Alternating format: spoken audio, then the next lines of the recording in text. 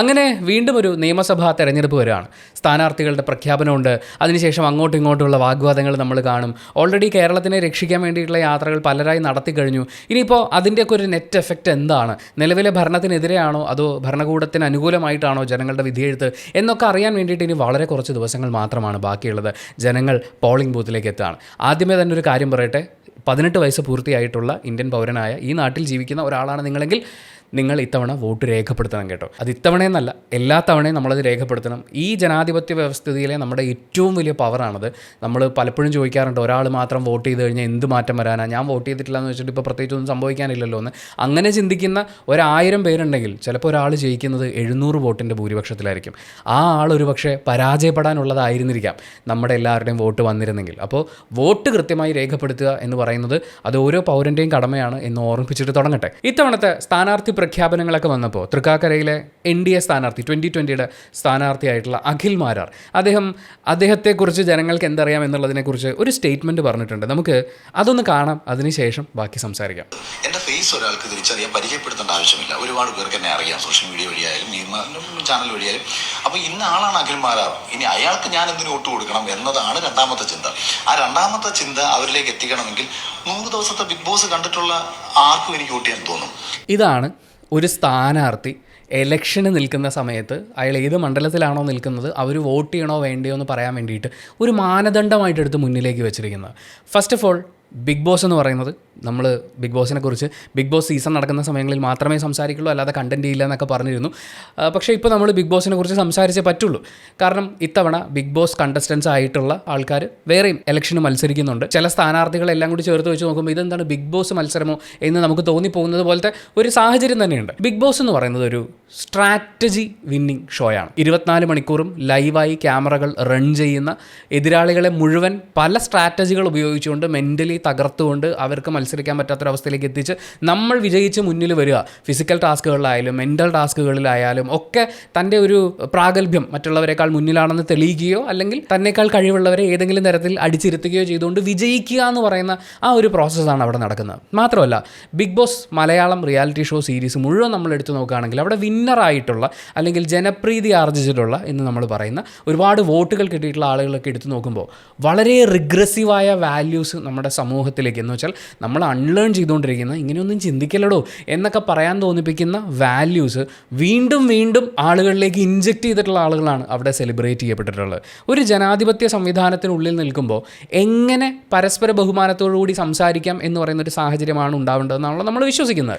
പക്ഷേ big ബോസിലെ മത്സരാർത്ഥികളിൽ celebrate ചെയ്യപ്പെട്ടിട്ടുള്ള ആളുകൾ, ഇത്തവണ ഇലക്ഷന് മത്സരിക്കുന്ന ആളുകൾ, അവരിൽ പലരെയും നമ്മൾ എടുത്തു നോക്കുകയാണെങ്കിൽ ആവശ്യത്തിനും അനാവശ്യത്തിനും ബഹളം വെക്കുന്ന, ഓപ്പോസിറ്റ് നിൽക്കുന്ന ആളെ സംസാരിക്കാൻ അനുവദിക്കാത്ത, ഇങ്ങോട്ട് വരുന്ന കാര്യങ്ങളിൽ, അതായത് നമ്മുടെ അടുത്തേക്ക് ഒരാൾ സംസാരിക്കുന്ന കാര്യങ്ങളിൽ കാര്യമാത്ര പ്രസക്തമായ വിഷയങ്ങളുണ്ടോ എന്ന് ചിന്തിക്കുന്നതിന് പകരം മറ്റേയാളെ ശബ്ദമുണ്ടാക്കിയും പ്രകോപിപ്പിച്ചും ആൾക്കാരുടെ മുമ്പിൽ അപഹാസ്യരാക്കി തോൽപ്പിക്കുക എന്ന് പറയുന്ന ആ ഒരു രീതിയിൽ അത്തരം സ്ട്രാറ്റജികൾ മുന്നിലേക്ക് വെച്ചിട്ടുള്ള ആളുകളാണ് ഈ വിജയിച്ചു വന്നിട്ടുള്ള സ്ഥാനാർത്ഥികൾ വരെ ആയിട്ടുള്ള ആളുകൾ. അതുപോലെ ആണായാൽ ഇങ്ങനെ ജീവിക്കണം, പെണ്ണായാൽ ഇങ്ങനെ ജീവിക്കണം എന്ന് പറയുന്ന ഒരു സ്ത്രീ, അത് കുടുംബത്തിൻ്റെ വിളക്കാണ്, അവൾ ഇങ്ങനെയൊക്കെയാണ് ജീവിക്കേണ്ടത് എന്ന് പുതിയ തലമുറയിലെ പെൺകുട്ടികളെ പോലും പഠിപ്പിക്കാൻ ശ്രമിക്കുന്ന, മറ്റുള്ളവരുടെ വസ്ത്ര സ്വാതന്ത്ര്യത്തിനെ, അവരുടെ ജീവിക്കാനുള്ള അവകാശങ്ങളെ അതിനെ ഏറ്റവും മോശമായി ഹനിക്കുന്ന രീതിയിൽ സംസാരിച്ചിട്ടുള്ള, അത് വീണ്ടും വീണ്ടും ആവർത്തിച്ചിട്ടുള്ള, അതിനെ ന്യായീകരിച്ച് മെഴുകിയിട്ടുള്ള ആളുകൾ വരെയും ഇത്തവണ സ്ഥാനാർത്ഥി പട്ടികയിലുണ്ട്. ഞാനൊരു ചെറിയ സംശയം നിങ്ങളോട് ചോദിക്കട്ടെ.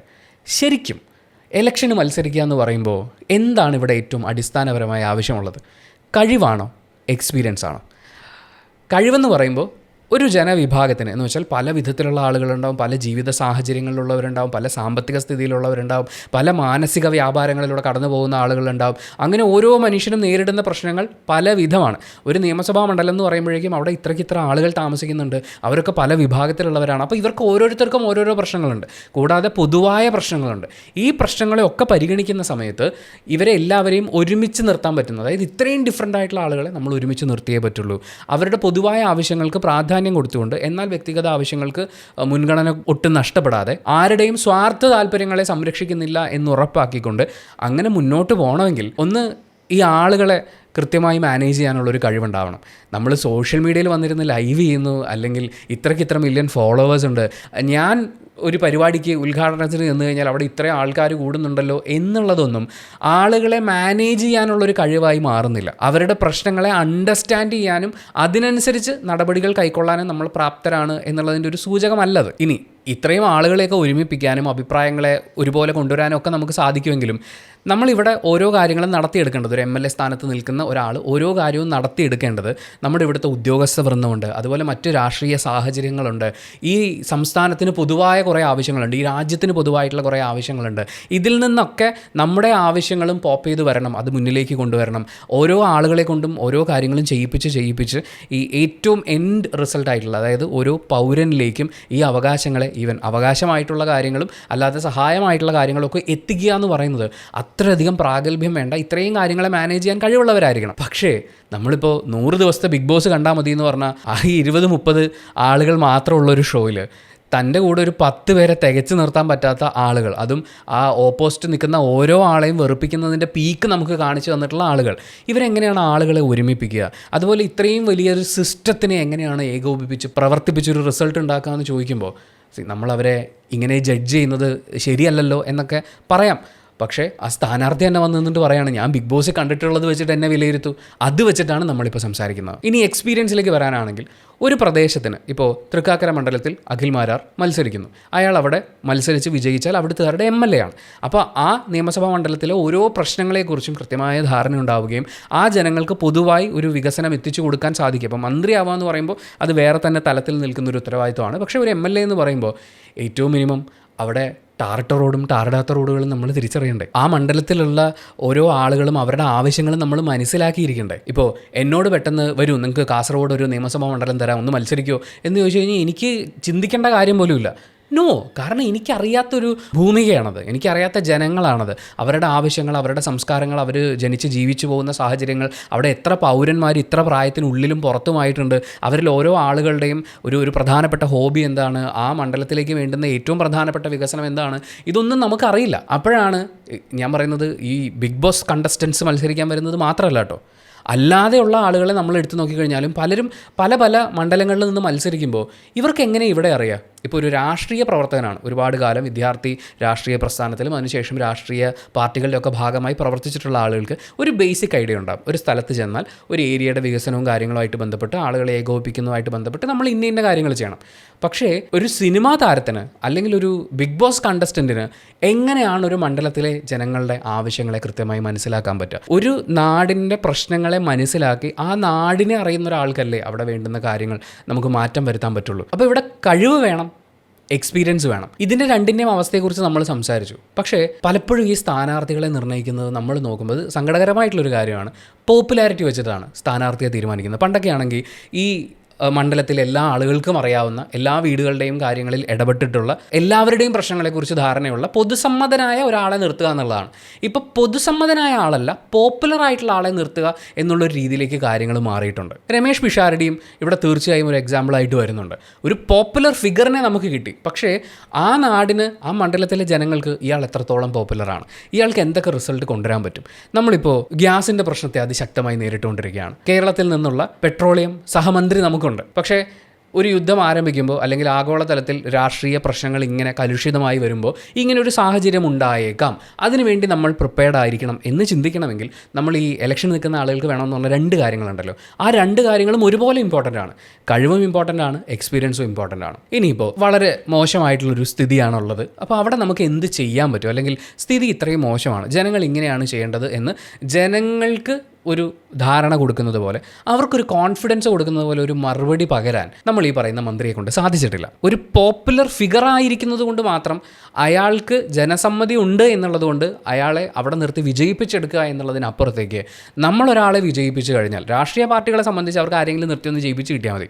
പക്ഷേ നമ്മളെ സംബന്ധിച്ച് ഇയാൾ ജയിച്ചാൽ നമുക്ക് ഉപകാരമുണ്ടോ എന്നുള്ളതാണ് ആദ്യം ചോദിക്കേണ്ട ചോദ്യം. അതിന് കഴിവും എക്സ്പീരിയൻസും ഒരു മാനദണ്ഡമായി കൂട്ടിയേ പറ്റുള്ളൂ. ആ എക്സ്പീരിയൻസിൽ അവർക്ക് ആ മണ്ഡലത്തെക്കുറിച്ച് എത്ര ധാരണയുണ്ട് എന്നുള്ളതാണ്. രമേഷ് പിഷാരടിയുടെ കാര്യം പറയുമ്പോൾ അദ്ദേഹത്തിൻ്റെ അമ്മ വീട് പാലക്കാടായിരുന്നു എന്ന് പറയുന്നുണ്ട്. അദ്ദേഹം ഒരു വാഗ്ദാനം പോലെ പറഞ്ഞൊരു കാര്യം, പാലക്കാട്ടെ ജനങ്ങളുടെ ആരോഗ്യത്തിന്, ശാരീരിക ആരോഗ്യത്തിനും മാനസിക ആരോഗ്യത്തിനും മുൻഗണന കൊടുത്തുകൊണ്ട് കാര്യങ്ങൾ ചെയ്യും എന്നുള്ളതാണ്. പാലക്കാട് പോലൊരു പ്രദേശം എന്ന് പറയുമ്പോൾ ഒന്ന് തമിഴ്നാടുമായിട്ട് അതിർത്തി പങ്കിടുന്ന ഒരു പ്രദേശമാണ്, സാംസ്കാരികമായിട്ടുള്ള വ്യത്യാസങ്ങളുണ്ട്. അവിടെ ജീവിച്ചിട്ടില്ലാത്ത ഒരാൾക്ക് അവിടുത്തെ ആളുകളുടെ പ്രശ്നങ്ങളെ എത്രത്തോളം മനസ്സിലാക്കാൻ പറ്റുമെന്ന് പറയുന്ന ഒരു വലിയ ചോദ്യമുണ്ട്. ഈവൻ പാലക്കാടിനെ ആസ്പദമാക്കി എത്ര സിനിമ വന്നിട്ടുണ്ടെന്ന് ചിന്തിക്കുമ്പോൾ തന്നെ സിനിമാ പ്രവർത്തകർ എത്രത്തോളം പാലക്കാടേക്ക് പോയിട്ടുണ്ട് കുറച്ച് തമ്പുരാൻ വേഷങ്ങൾ ഷൂട്ട് ചെയ്യുന്നതിനപ്പുറത്തേക്ക് എന്ന് പറയുന്ന ഒരു വലിയ ചോദ്യമുണ്ട്.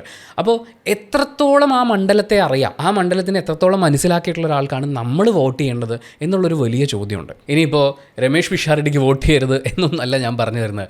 ഒരു പക്ഷേ ആ മണ്ഡലത്തെ ശരിക്കും അറിയാവുന്ന മറ്റൊരാൾ അവിടെ നിന്ന് മത്സരിച്ച് ജയിച്ചാലും ചിലപ്പോൾ അതിനേക്കാൾ കൂടുതൽ നന്നായി കാര്യങ്ങൾ ചെയ്യാൻ പോകുന്നത് രമേഷ് പിഷാരടി ആയിരിക്കാം.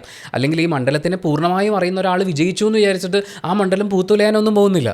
ഇതിനൊക്കെയും പല ഘടകങ്ങൾ വളരെയധികം ഒത്തുവരേണ്ടതായിട്ടുണ്ട്.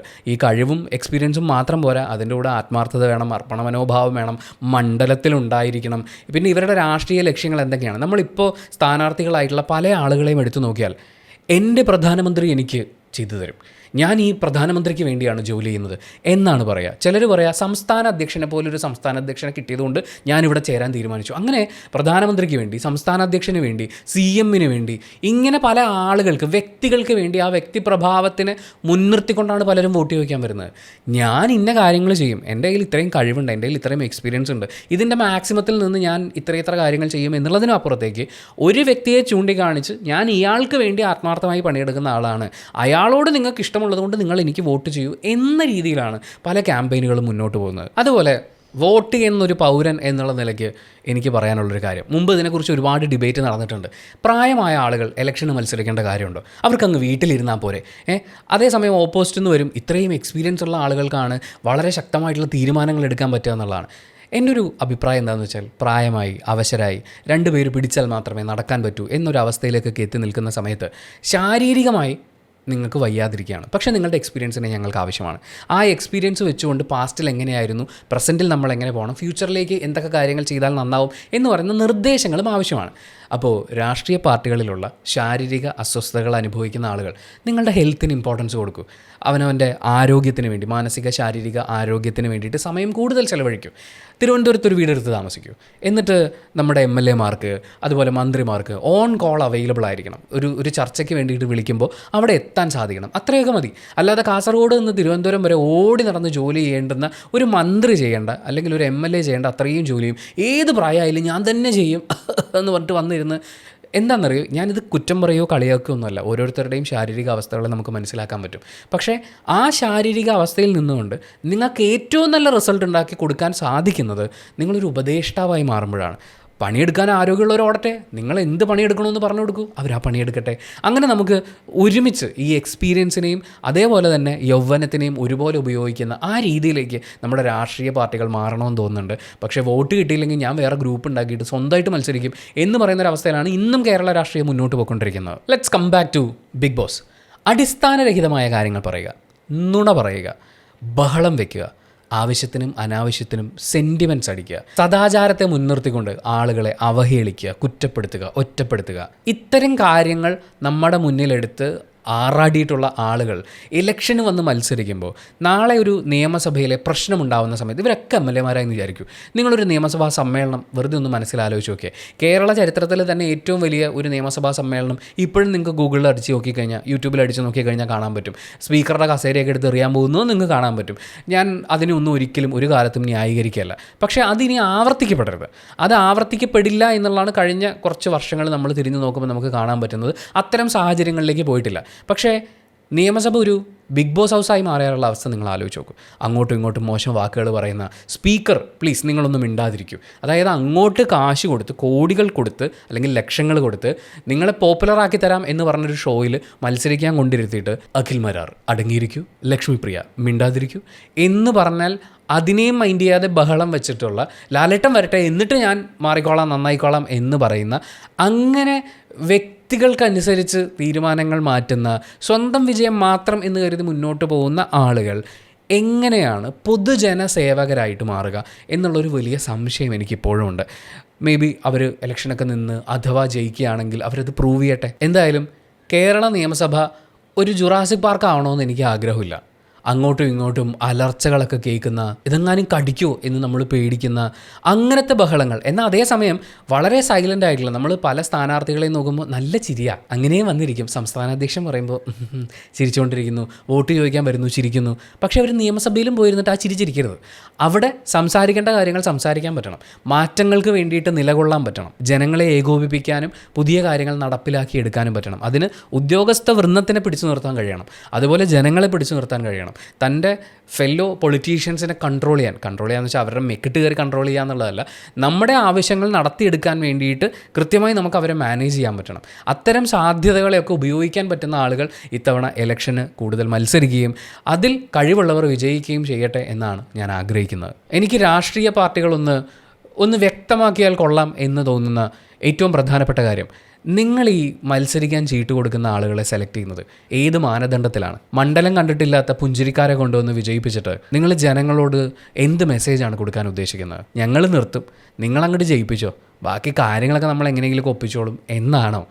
അതോ നിങ്ങൾ വിശ്വസിച്ച് വോട്ട് ചെയ്യുന്നത് ആർക്കാണോ അയാൾ നിങ്ങൾക്ക് വേണ്ടി നിലകൊള്ളും എന്നാണോ? എന്തടിസ്ഥാനത്തിലാണ് നിങ്ങൾ പല ആളുകളെയും തിരഞ്ഞെടുക്കുന്നത്? അത് എല്ലാ പാർട്ടികളോടുള്ള ചോദ്യമാണ്. പല പാർട്ടികളിലെയും സ്ഥാനാർത്ഥികളെ കാണുമ്പോൾ ചോദിക്കാൻ തോന്നിപ്പോയിട്ടുള്ള കാര്യമാണ്. നമ്മുടെ രാഷ്ട്രീയ പാർട്ടികൾ അത് വിശദീകരിക്കും എന്ന് പ്രതീക്ഷിക്കാം. Thank you so much for watching this video. Video ഇഷ്ടപ്പെട്ടാൽ മാത്രം ലൈക്ക് ചെയ്യുക, ഇഷ്ടപ്പെട്ടിട്ടില്ലെങ്കിൽ എന്തുകൊണ്ട് ഇഷ്ടപ്പെട്ടില്ല എന്ന് കമൻറ്റ് ചെയ്യുക. ചാനൽ സബ്സ്ക്രൈബ് ചെയ്യുന്ന കാര്യം പരിഗണിക്കുക. ഞാൻ ഇത് ഇലക്ഷനെയോ നിങ്ങളുടെ വോട്ടിംഗ് തീരുമാനത്തെയോ സ്വാധീനിക്കാൻ വേണ്ടി സംസാരിച്ചിട്ടുള്ള കാര്യമല്ല, ഒന്ന് വിലയിരുത്താൻ വേണ്ടിയിട്ടാണ്. നമ്മൾ ആരെയാണ് എന്തിനെയാണ് നോക്കിക്കാണുന്നത് എന്നൊന്ന് മനസ്സിലാക്കാൻ വേണ്ടിയിട്ട്, നിങ്ങൾ ചിന്തിക്കാൻ വേണ്ടിയിട്ട്, എൻ്റെ ചിന്ത നിങ്ങൾ എടുക്കരുത്, നിങ്ങൾ ചിന്തിക്കാൻ വേണ്ടിയിട്ടാണ് ഞാൻ ഈ പറഞ്ഞിട്ടുള്ളത്. അതിനെ അങ്ങനെ സ്വീകരിക്കും എന്ന് കരുതുന്നു. Thank you so much. By.